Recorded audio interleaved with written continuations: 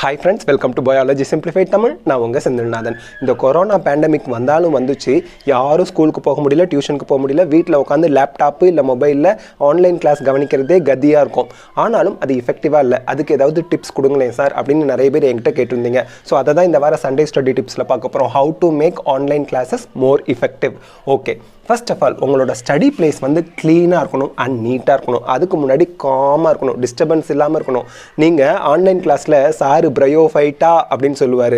அங்கே அம்மா வந்து தம்பிக்கிட்ட டேய் ஒன்று அடிக்கிட்டா அப்படிம்பாங்க. நீங்கள் இங்கே அடிக்கிட்டான்னு எழுதுவீங்க பிரயோ ஃபைட்டாவுக்கு பதிலாக. ஸோ அதனால் டிஸ்டர்பன்ஸ் இல்லாத ஒரு ஏரியாவில் போய் உட்காருங்க. அங்கே மிக்சி சத்தம் கேட்கக்கூடாது, அம்மா தம்பியை திட்டுற சத்தம் கேட்கக்கூடாது, குழந்தைங்களாம் வந்து விளையாண்டுட்டு இருக்க சத்தம் கேட்கக்கூடாது. காமாக இருக்கணும். அண்ட் நீங்கள் படிக்க போய் உட்காடுறீங்கல்ல, அந்த இடம் க்ளீன் நீட்டாக மட்டும் இருந்தால் பத்தாது. உங்களுக்கு தேவையான திங்ஸ் எல்லாம் எடுத்துகிட்டு போய் உட்காந்துக்கணும். லேப்டாப்பில் படிக்கிறீங்கன்னா லேப்டாப் எடுத்துகிட்டு போய் வச்சுக்கோங்க. மொபைலில் ஆன்லைன் கிளாஸ் கவனிக்கிறீங்களா, அதை எடுத்து வச்சுக்கோங்க. அது எதுவோ அதை எடுத்து வச்சுக்கோங்க. ஹெட்ஃபோன்ஸ் எடுத்து பத்திரமா முன்னாடியே எடுத்துக்கோங்க. பென்சில் இதை எடுத்துக்கோங்க. வாட்டர் பாட்டில் எடுத்துக்கோங்க. ஸ்நாக்ஸ் எடுத்துக்கோங்க. பென்சில்னால் நோட்டு புக்கும் எடுத்துக்கணும் நோட்ஸ் எடுக்கிறதுக்கு. ஓகேங்களா? ஸோ இதெல்லாம் முன்னாடியே ரெடி பண்ணி வச்சுக்கோங்க. Then be ready before 5 minutes of online class. So online class start பண்ணுறதுக்கு முன்னாடி 5 நிமிஷத்துக்கு முன்னாடியே உங்களுக்கு தேவையான திங்ஸ் எல்லாம் ரெடியாக எடுத்து வச்சுக்கோங்க.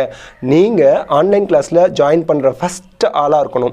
ஏன்னா ஆன்லைன் கிளாஸில் ஸ்டார்ட் ஆகி ஓடிக்கிட்டு இருக்கோம். இடையில போய் அவசரமாக லாகின் பண்ணி நெட்டை கனெக்ட் பண்ணி அப்படி போய் நீங்கள் ஜாயின் பண்ணக்கூடாது. முதல்லையே நீங்கள் ஜாயின் பண்ணுறதுக்கு ரெடியாக இருக்கணும். அப்படி நீங்கள் இடையில போய் ஜாயின் பண்ணுறீங்க, ஒரு 5 நிமிஷம் கழிச்சிருச்சு, டைம் ஆயிடுச்சுன்னா அப்போயே கொஞ்சம் ஸ்ட்ரெஸ் வந்துடும், கவனிக்கிறதுல குளறுபடி வந்துடும். Next, avoid distraction. இங்கே டிஸ்ட்ராக்ஷன் அப்படிங்கிறது நான் என்ன சொல்கிறேன்னா, லேப்டாப்லேயோ மொபைல்லையோ பார்க்கும்போது உங்களுக்கு இன்ஸ்டாகிராம் நோட்டிஃபிகேஷன் வரும், வாட்ஸ்அப்பில் நோட்டிஃபிகேஷன் வரும்.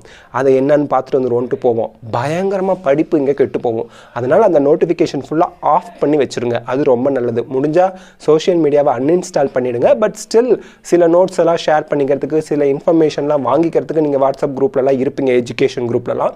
பட் இந்த ஆன்லைன் கிளாஸ் டைமில் மட்டும் நோட்டிஃபிகேஷனை ஆஃப் பண்ணி வச்சுருங்க. அப்போ தான் டிஸ்ட்ராக்ஷன் இல்லாமல் பாடத்தை கவனிக்க முடியும். நெக்ஸ்ட் வந்து take notes on online classes. இது ரொம்ப ரொம்ப முக்கியம். அப்படியே உத்து பார்த்துக்கிட்டே இருந்தால் கொஞ்சம் நேரத்தில் தூக்கம் வரும், டயர்டாகும். ஆன்லைன் கிளாஸ் நடத்தும் போது அவங்க என்னென்ன பாயிண்ட்ஸ்லாம் சொல்கிறாங்க, இம்பார்ட்டன்ட் பாயிண்ட்ஸை மட்டும் நோட் பண்ணி வைங்க.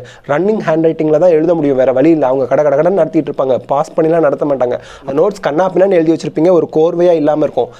கொஞ்சம் நேரம் கழித்து கிளாஸ்லாம் முடிஞ்சதுக்கப்புறம் நீங்கள் நோட்ஸ் கடை எழுதி வச்சிங்கல்ல, அதையும் புக்கையும் கம்பேர் பண்ணி கிளியராக நோட்ஸ் எடுத்து வைங்க. அப்போ தான் உங்களுக்கு எக்ஸாம் ப்ரிப்பரேஷனுக்கு அது ரொம்ப ஹெல்ப்ஃபுல்லாக இருக்கும். ஒரு டாப்பிக்கை தெளிவாக புரிஞ்சுக்கிறதுக்கு அது ஹெல்ப் பண்ணும். நெக்ஸ்ட் வந்து பார்த்திங்கன்னா ரெக்கார்ட் இட் இஃப் பாசிபிள். உங்கள் ஆன்லைன் கிளாஸில் வந்து டவுன்லோடிங் ஆப்ஷன் கொடுத்துருந்தாங்க அப்படின்னா டவுன்லோட் பண்ணி வச்சுட்டு லேட்டர் ரெஃபரன்ஸுக்கு பயன்படுத்திக்கோங்க.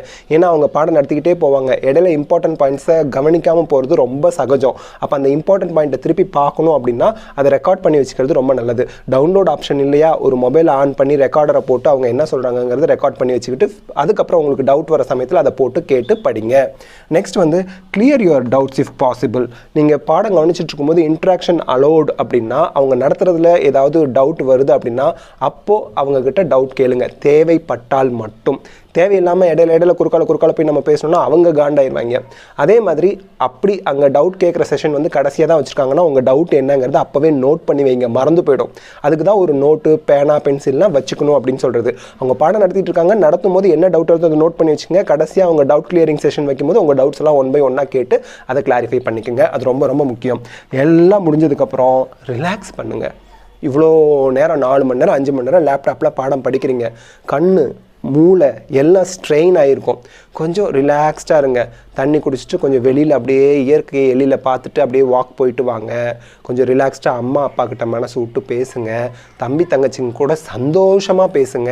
அப்போ மனசு ரிலாக்ஸ் ஆகிடும். அப்புறம் திருப்பி படிக்க போயிடுங்க. இதுக்கு 20 நிமிஷம் எடுத்துக்கிட்டால் போதும். அந்த 20 நிமிஷமும் வாட்ஸ்அப் பார்க்குறேன், டெலிகிராம் பார்க்குறேன், இன்ஸ்டாகிராம் பார்க்குறேன், டிவி பார்க்குறேன்னு மனசை டிஸ்ட்ராக்ட் பண்ணக்கூடிய விஷயங்களை அவாய்ட் பண்ணிவிட்டு ரிலாக்ஸாக மனசு விட்டு உங்கள் அம்மாக்கிட்டேயோ அப்பாக்கிட்டேயோ தம்பிங்க தங்கச்சிங்கிட்டேயோ பேசிட்டு அதுக்கப்புறம் படிக்க போயிடுங்க. ஸோ இந்த மாதிரியெல்லாம் பண்ணும்போது உங்களுக்கு ஆன்லைன் கிளாஸஸ் ரொம்பவே எஃபெக்டிவாக இருக்கும்.